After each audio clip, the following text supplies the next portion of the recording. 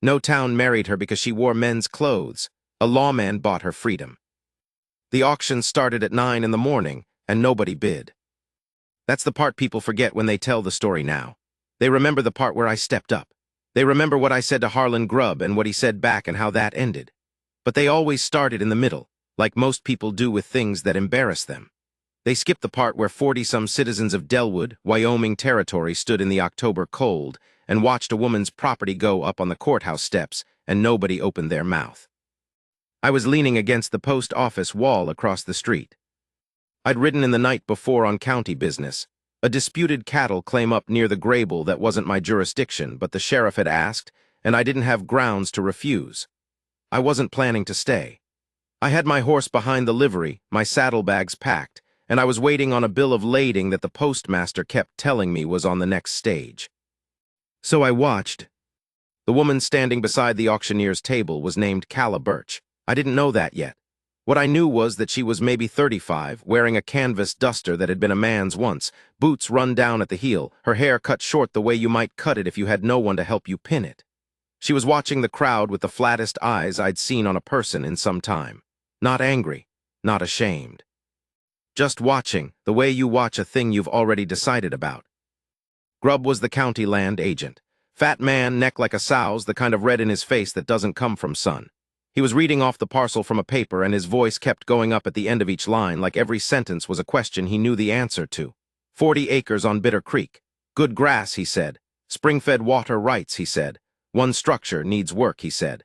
And then he looked at the crowd and said, "Do I hear 100?" Nobody moved. He said 75. Still nothing. A few men looked at their boots.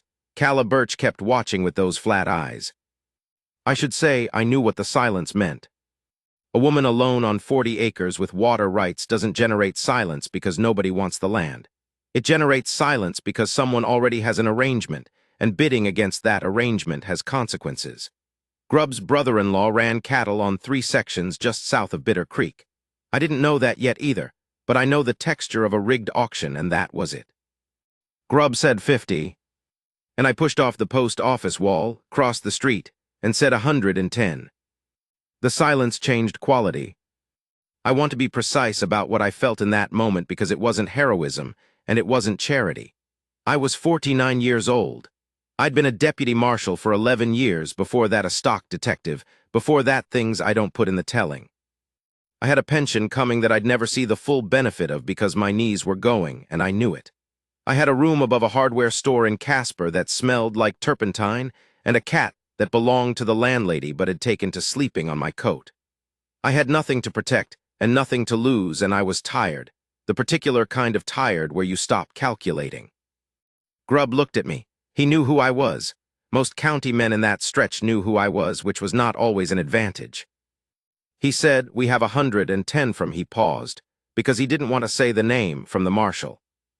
Calla Birch turned and looked at me then, not grateful, not hopeful. She looked at me the way you look at a thing you don't yet understand and aren't sure you want to. Nobody countered.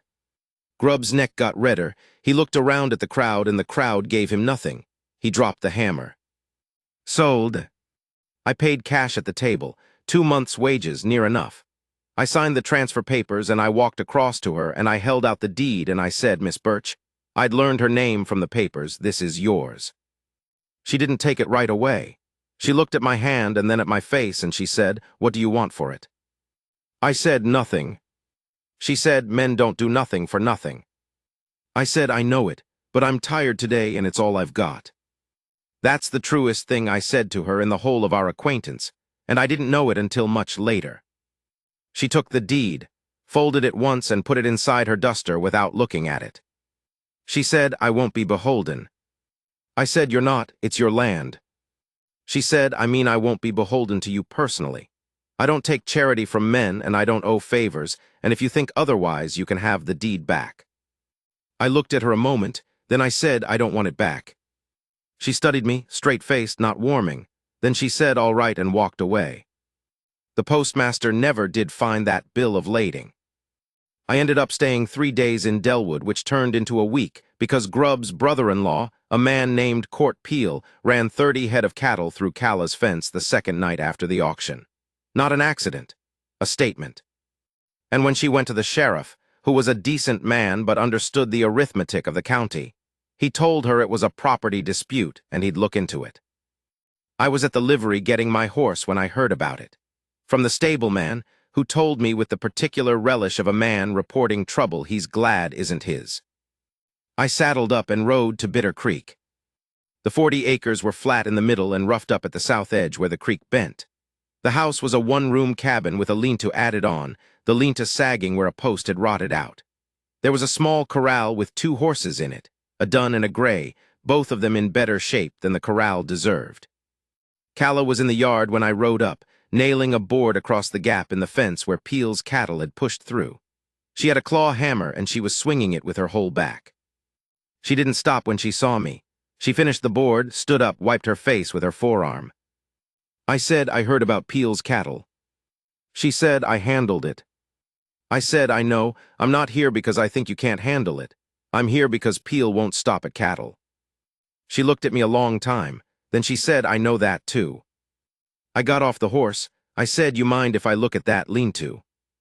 She said, I don't need a man repairing my lean-to. I said no, but you might need a man sleeping in it for a while, until Peel decides the arithmetic changed. She was quiet.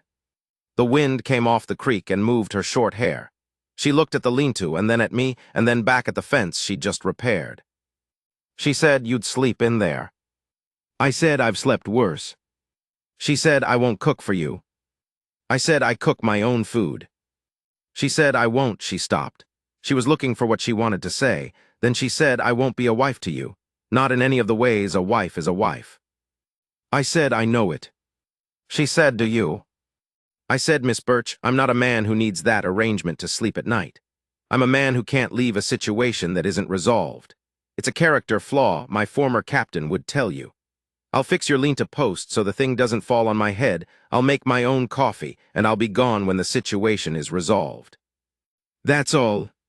She watched me the way she'd watched me across the street at the auction, flat and measuring. Then she said, the post is in the corner. I found the post.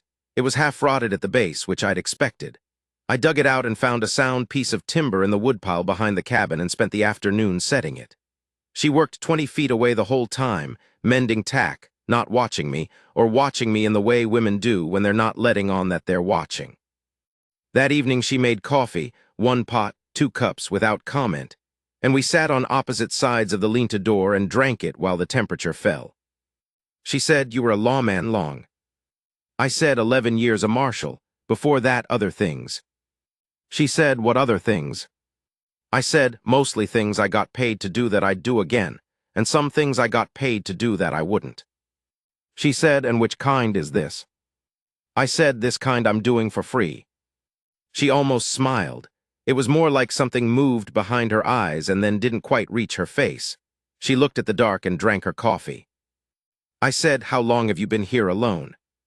She said, 4 years. My husband died in the 3rd year. We had the place 2 years before that, so 6 years total if you count the years I was still his wife, and not just a woman with a deed the county wanted to take back. I said, what happened to him? She said, thrown from a horse, not dramatic. He was checking the south fence and the horse shied at a snake and he went over and landed wrong.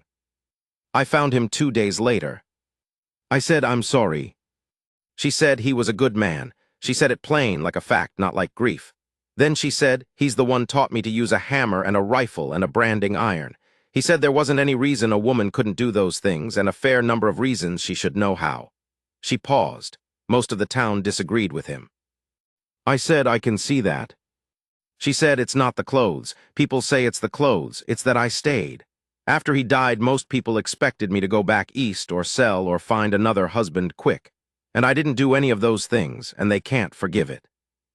I didn't say anything to that, because there wasn't anything to say that she didn't already know. She stood up and took her cup inside. At the door she stopped without turning around. She said, there's a blanket on the nail inside the lean-to. It gets cold before dawn. I said, thank you. She went inside. I sat there a while. The stars out on the creek were the kind you only get far from town, close and thick and no mercy in them, just indifferent and beautiful. I thought about Casper and the turpentine smell and the landlady's cat and the pension I probably wouldn't collect in full. Then I stopped thinking and just sat. Peel came in the second week. Not cattle this time. He came himself with two men I didn't know in the late afternoon when the light was going gold and flat across the plain. I was splitting wood at the side of the house. Calla was inside. I could hear her moving. Peel was younger than I expected. Maybe 38, thick through the chest, the kind of man who's used to being the largest thing in a room. He pulled up his horse and looked down at me and said, "Where's the woman?" I said, "What's your business?" He said, "My business is with the woman, not with some old man squatting on her property." I kept splitting. One stroke set the next one stroke. I said, "You come about the fence or about the water rights?" He said, "I come about neither. I come to make her a fair offer on the land before this gets uncomfortable." I said, "She's not selling." He said, "Maybe she should let the lady speak for herself." I heard the screen door open behind me. Calla came out and stood at the edge of the porch. She was wearing her canvas duster, her hair blown a little sideways by the wind, and she had her rifle in her right hand, barrel down, easy. Peel looked at her. He said, "Miss Birch, be reasonable. You're alone out here and you can't." Calla said, "I'm not alone." It was a short sentence. She didn't look at me when she said it. She said it at Peel, steady and flat, the same voice she used for everything. Peel looked at me and then back at her. Something shifted in his face, not fear exactly, more like recalculation. He knew who I was. The two men with him were looking at each other. I set the axe down. I walked out to where Peel's horse was standing, and I looked up at him, and I said, "Court, I'm going to tell you something, and I want you to hear it clearly. I've written a letter to the Federal Land Office in Cheyenne about the auction. I've written a second letter to the district judge about your cattle on her fence. And I've written a third letter to the county commissioner about your brother-in-law's conduct at the auction itself. Those letters are already posted. Now, those letters don't say anything happened yet. They say I'm watching. If something happens, if there's a fire, if a fence goes down again, if Miss Birch has any trouble of any kind, those letters become complaints, and the man they come from is not a man whose complaints get set aside." Peel's jaw worked. He said, "You can't be out here forever." I said, "I know it, but I can be out here long enough." He sat there a moment.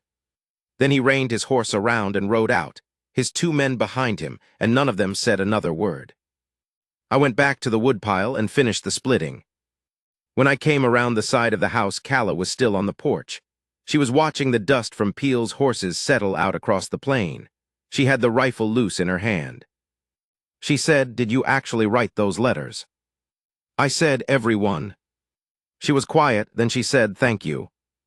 I said, "It's what needed doing." She said most men would have handled it differently, made themselves bigger in the telling. She looked at me. "You didn't raise your voice once." I said, "Peel's a man who reads arithmetic. Shouting wouldn't have changed the numbers." She said no. She paused. Then she said most men wouldn't understand that.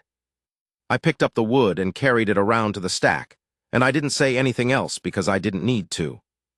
There were 3 more weeks before the lease hearing. I need to say something about those weeks because they don't fit neat into the telling, but they are most of the truth of it. The days on Bitter Creek were cold and getting colder, the kind of October cold that bites before noon and doesn't let go after sunset. I repaired the lean-to roof, found a crack in the cabin's north wall and chinked it, cleared the debris from the spring head so the water ran clean. Not because she asked. Because the work was there, and I'm a man who needs his hands occupied or the thinking gets too loud. She didn't thank me for those things. She noticed them. That's different and, in my experience, better. In the mornings, I made my own coffee and she made hers, and sometimes we drank them near each other and sometimes we didn't. She had a system for everything, where the tools hung, how the harnesses were stored, which horse got what in which order, and she ran it with the efficiency of a person who'd learned that disorder has a cost. I learned her system and worked inside it. That mattered to her. I could tell by the absence of correction. She read in the evenings, books she ordered from somewhere, a crate of them under the bed that she'd work through and stack on the sill. I didn't read much myself. I'd sit with the maps I was making of the lease boundaries and mark what I needed for the hearing, and every so often she'd read a sentence aloud without preamble, the way you do when you've been alone too long, and a sentence gets too good to keep to yourself. I remember one, October maybe the 3rd week. She said without looking up, "Most people do not actually want freedom. They want the appearance of freedom and the security of a cage." She said it into the lamplit room and then kept reading. I said, "Who said that?" She said, "I don't know, it was in a pamphlet. I kept the page." I said, "Sounds about right for Delwood." She said, "Sounds about right for most places." I looked up at her. She was still reading. The lamp made her face sharp and yellow, and the shadows moved in the hollows of her cheeks, and she looked, right then, like someone who had thought hard and long about what she wanted and paid the full price for it. I went back to the maps. There's a version of this story where that's the moment I fell. That's how the telling usually goes. There's a lamp and a sentence, and a man understands something new. But it wasn't like that. It was slower and less dramatic, a thing accumulating rather than striking, the way cold settles into a room. I didn't understand what I was feeling until well after I felt it. The lease hearing was in the first week of November. Judge Carver ran it out of the courthouse in Delwood, a good man, honest enough by territory standards, which means he could be leaned on but not bought. Grubb was there with Peel's lawyer, a slick man from Cheyenne. I was there with the letters I'd written, and the maps I'd made, and the water rights document I'd had the land office dig out of the territorial records, which predated Peel's brother-in-law's whole operation by 9 years. Calla sat beside me in the courtroom, and she wore her canvas duster and her run-down boots, and she sat straight as fence wire. Peel's lawyer was good. He talked about abandoned property and lapsed maintenance and hardship of a woman alone, and a dozen other things that came right up to the line of what was permissible without crossing it. Grubb testified about the auction notice and how he'd followed procedure. I put the water rights document in front of Judge Carver, and I explained it simply and without flourish. I put the lease record beside it. I said, "These are dated facts. What counsel for the other side is doing is asking the court to look past dated facts in favor of a convenience story. The court knows the difference." Carver knew the difference. He ruled for Calla in the afternoon. The water rights were confirmed. The auction was recorded as satisfied. He made a particular note about the cattle on the fence that I knew Peel would feel for years. Outside the courthouse, Calla stood in the cold air and looked at the sky like she was checking it for weather.